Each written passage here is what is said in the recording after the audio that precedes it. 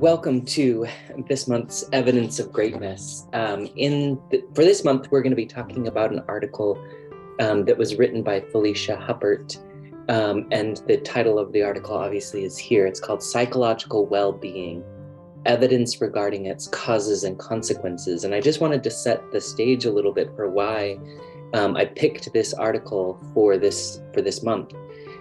One of the reasons that I picked this article is because psychotherapy predominantly is based off of pathology and also diagnosis, looking for symptomatology.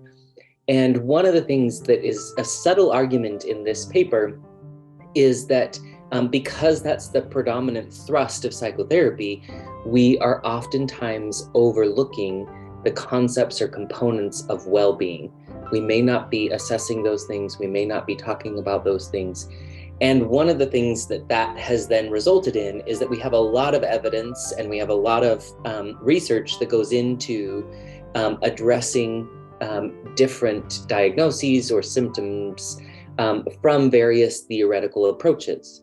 But what we don't have is a lot of evidence or research that looks at what do we do to enhance people's well-being? And is it really just a reciprocal if we did the opposite of reducing symptoms? Would that lead to well-being? And so there's a really important theoretical question really that's embedded in here that I want to kind of pull out as we go. So we're going to be looking at what is psychological well-being, what causes it, and what are the consequences of it. So beginning with the definition, what is well-being? Well-being is when we consider that our life is going well. It's a combination of feeling good and also functioning properly, functioning well.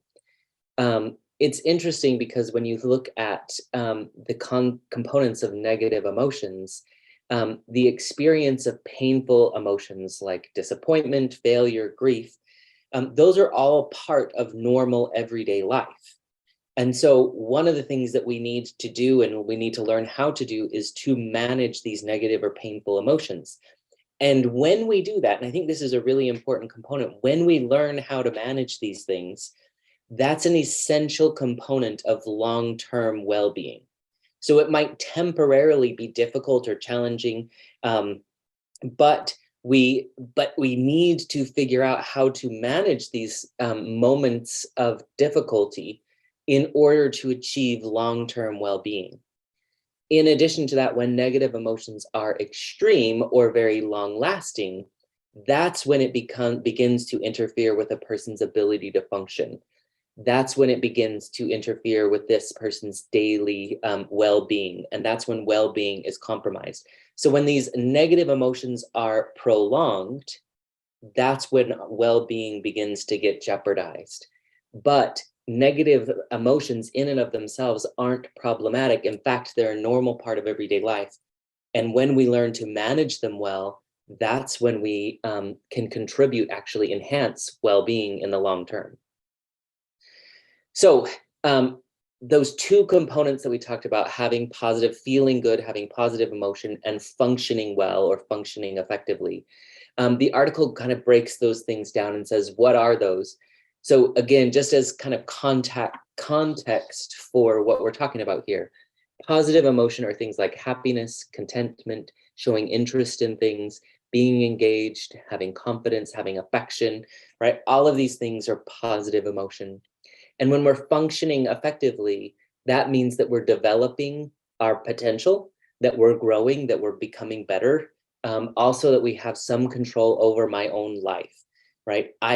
And there's going to be limits to that. If I'm a child, I'm not going to have as much control as if I'm an adult. If I go to a workplace, I'm not going to have complete control. I might have to give up some control in order to work in that setting.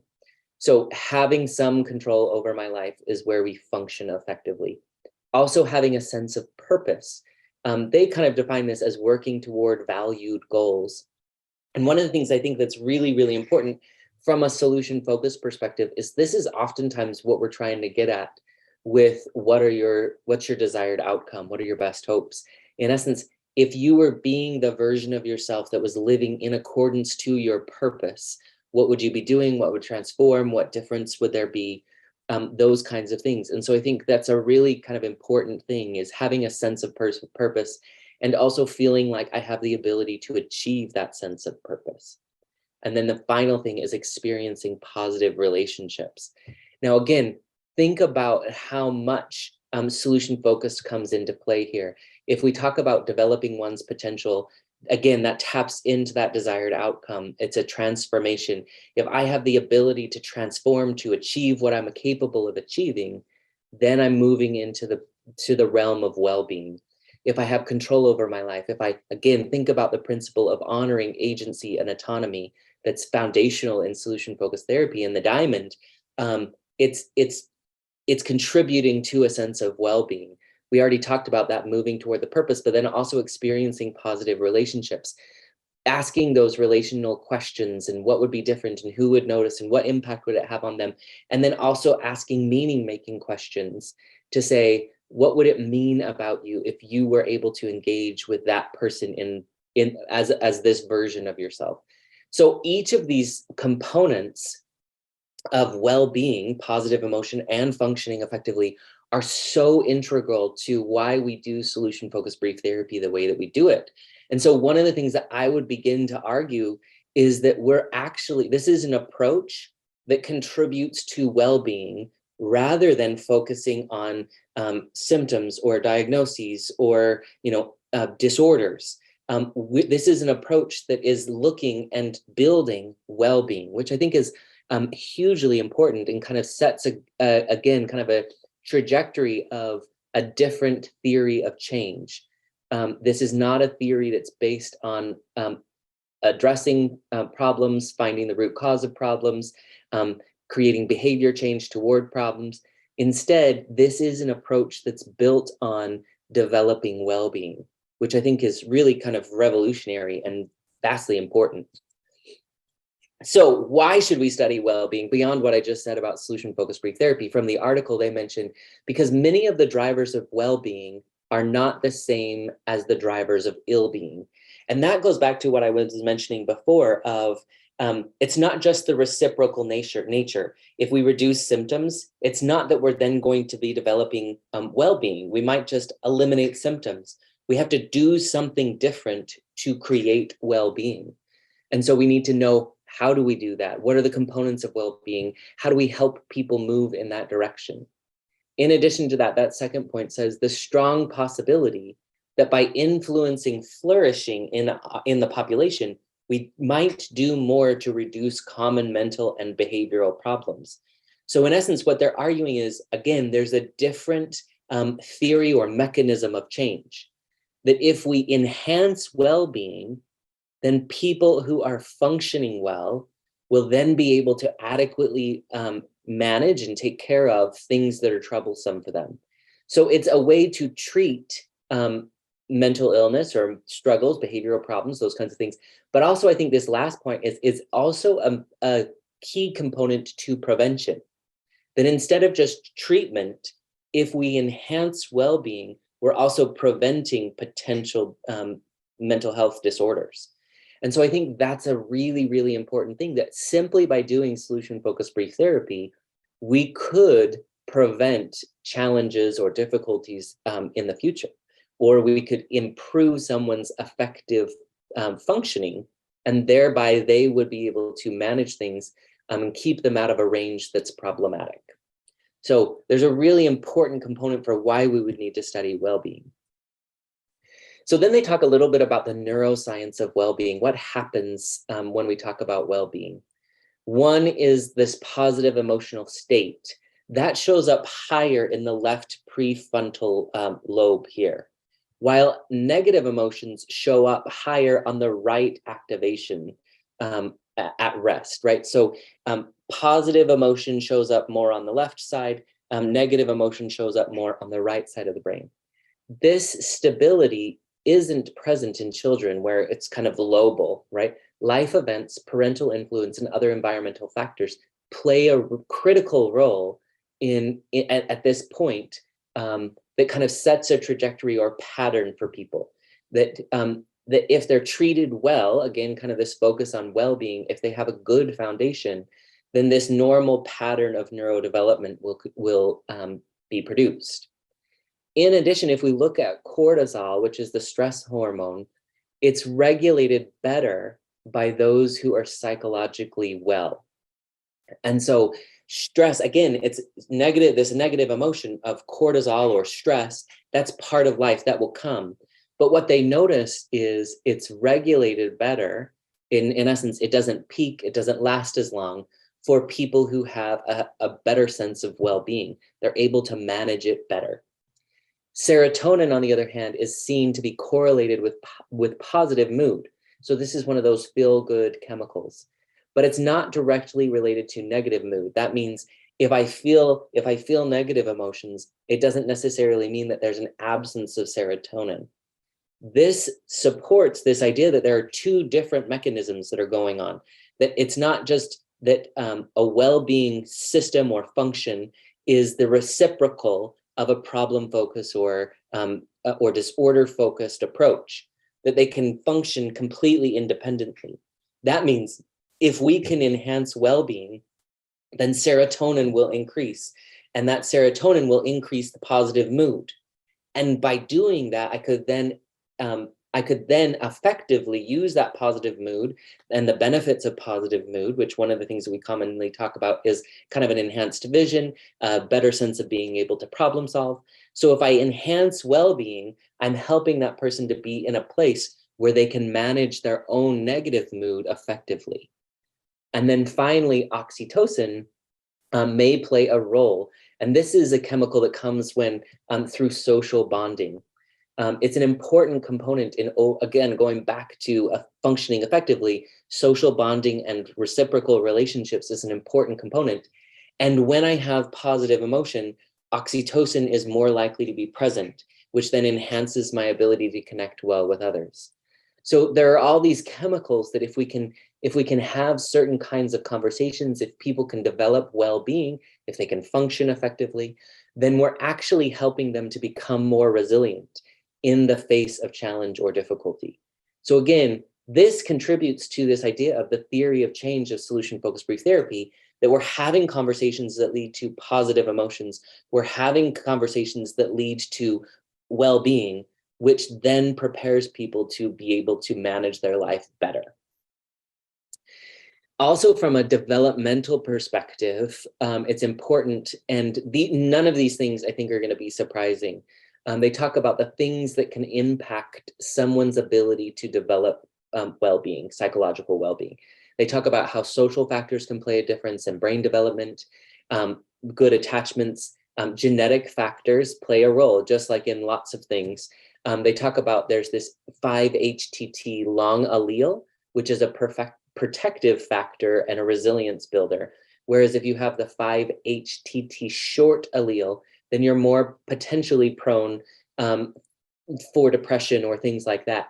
Now, again, epigenetics plays a really important component because there are these other social factors, these other environmental factors can either help turn that on or turn that off.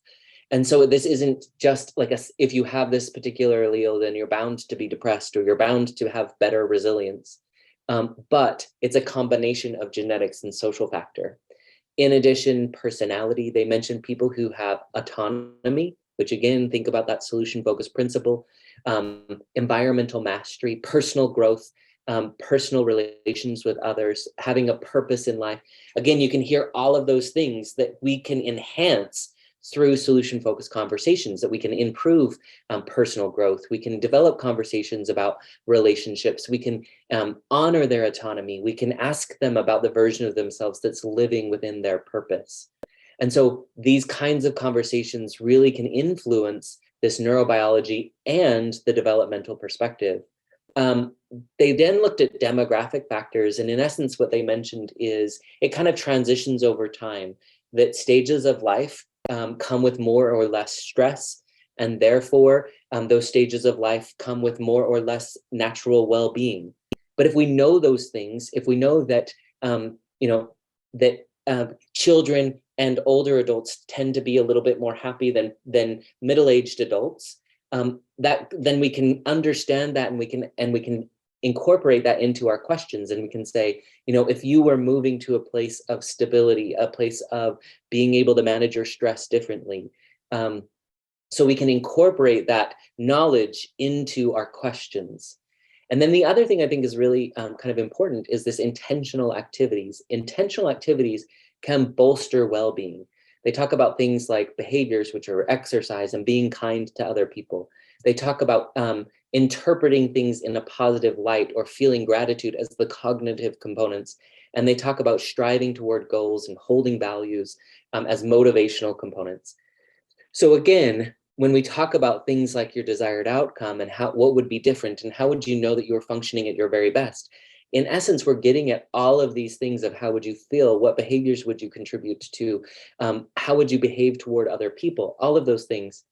So again, I would argue that solution-focused conversations are particularly suited to the development of well-being, which again can help us manage mental disorders, but can also help us prevent mental disease. So really, really important things. They also then talk about how psychological well-being actually leads to better physical health. They talk about how it has greater ability to help us to enhance our immunity. It helps us to have better cardiovascular health. It helps us to have a more likely ability to survive in a long term. These positive effects are independent of the negative effects of negative affect. So there's this evidence that on the physical level, these two systems also work independently. So we don't need to focus on the negative effects. We can simply focus on the positive effects, and that in and of itself could be health producing. Also, it gives support to other significant protective factors, like receiving support doesn't. So this is, I think, one of the things that's really, they talk about this quite a bit, is that people who serve, people who volunteer, people who naturally go out and try to help other people, this is a huge component to a protective factor. Whereas receiving support, it's neither a protective factor or a risk factor. And so one of the things that can be really, really useful in developing well-being is thinking about and interacting in a meaningful way with other people. Knowing that, then it could influence the kinds of questions that we as solution-focused brief therapists ask.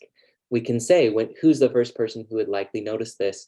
If they notice that your desired outcome was present, what would be just the right thing to do to help them feel like you appreciate them, or help them to feel like you understand what they're going through, right? We can incorporate this knowledge of service, volunteer work, giving to others, being kind to others. That leads to well-being. That knowledge can influence the way that we do our clinical work, and thereby enhancing even further the well-being of individuals. So all of that is to say, and here's the source for the article, all of that is to say, we as solution-focused brief therapists are particularly suited to be focusing on well-being with our clients. This is a really powerful way to create change, to create resilience, to create an ability to function well. We are particularly suited and have lots of tools in our arsenal that can contribute to well-being.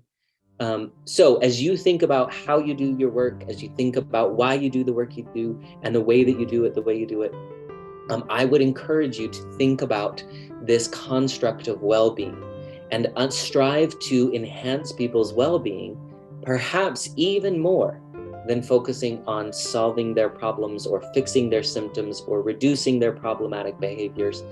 If we simply look at developing well-being, we will likely be more useful in the long run because it will build up resilience. So I hope that was useful. I would love to hear what your thoughts and opinions are about this idea of well-being, and send me a message. Let me know what you think. Have a wonderful month, and we'll catch you next time.